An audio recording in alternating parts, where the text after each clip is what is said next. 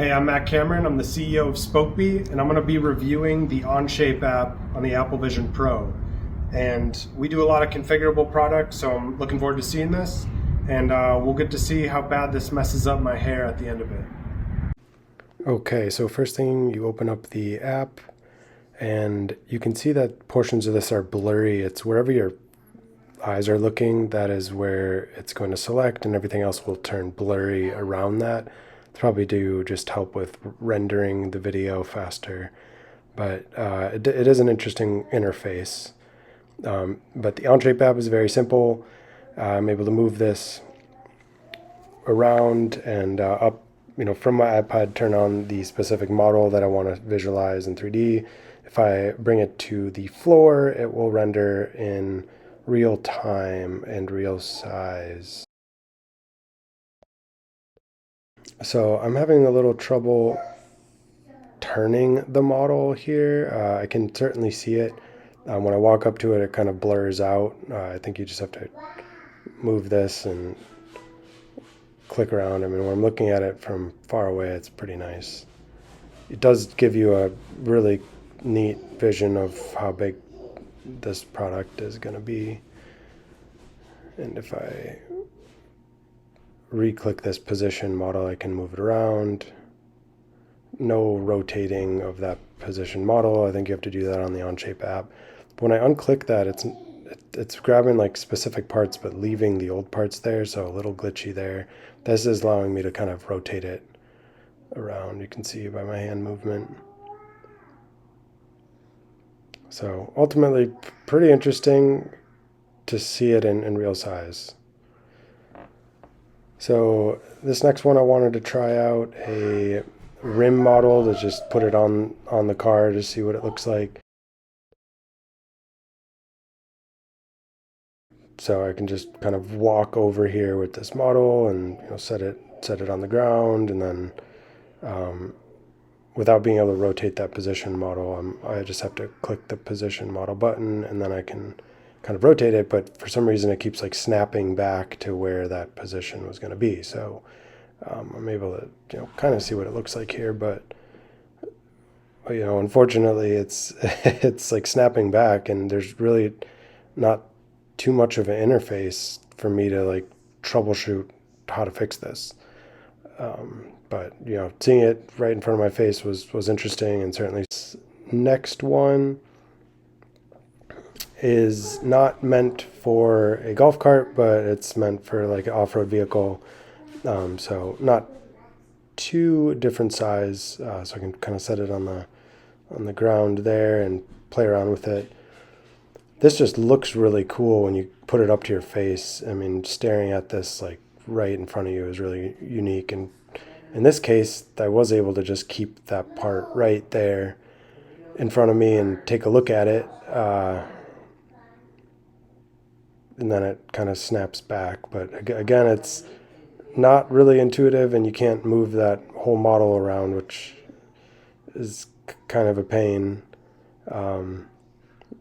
There's a little bit more work you could do in Onshape, but again, it does look neat. I feel like I could take a caliper and measure those holes just in virtual reality and get an understanding of what they look like, which is kind of cool. But even with this, I'm able to move one of the parts, but when I try to move the other part, it just keeps snapping back. So certainly interesting to see this, but it's totally a little glitchy here. I'm not really able to do what I want, and with only looking with your eyes to select and pinching to grab, it's just awkward. Okay, so this next model was just a fun model I found, fire truck. Got a lot of pieces in it. I wanted to see if the model was real size and just put a real fire truck in my driveway, which would be kind of fun. So move that out of the way, put it on the ground, and turns out this was much smaller. So this was clearly not to scale, more of like a toy fire truck. So get to play around with it, move it, see it, put it on the ground, but as it gets down there, it is just like a tiny little toy fire truck. But this semi we got, and this is real size. Again, the initial position of where you want it, it's not 100% clear how to get this perfect. I'm sure there's a way, rotate the screen exactly the area you want to rotate it and rotate the CAD model in different ways. But here, this one did take a little bit to load because it is a bigger model. So it actually loaded like behind that thing, and this one is real size. So as I put it on the ground, it's gonna jump up to the real size of that semi. Again, it would be really nice to be able to rotate that initial model. Again, I can move this window around to play with it and set my truck down. What is kind of fun is to be able to just click that position model again so it doesn't like turn invisible on me, but I can kind of really get in there and like look at that group of products that are on there. Again, this let me grab the part, but it didn't let me like move the part and keep it there. So must be some setting. But ultimately, it's really neat to see a full-size model like right in front of you. You could walk around it and see what it looks like. So the next one I wanted to see was a ring, just to see if I could kind of put it on my finger and what that would look like. So that table view, it's actually expanding the ring and then bringing it down. That is real size. So again, really interesting to see that this in real time.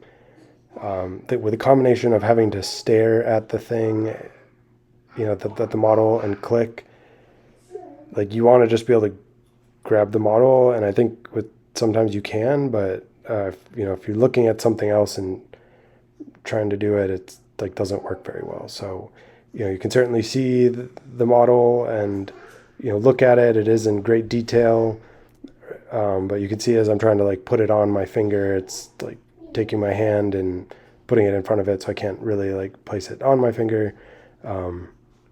But I could totally get a representation of what this looks like and how big it is, in this space, which was also pretty neat. Okay, so we tried it out. We saw some models. Very, very limited in functionality if you don't have an iPad. We're using an iPhone. We can bring some of our models and look at them. It's cool to see it in real time.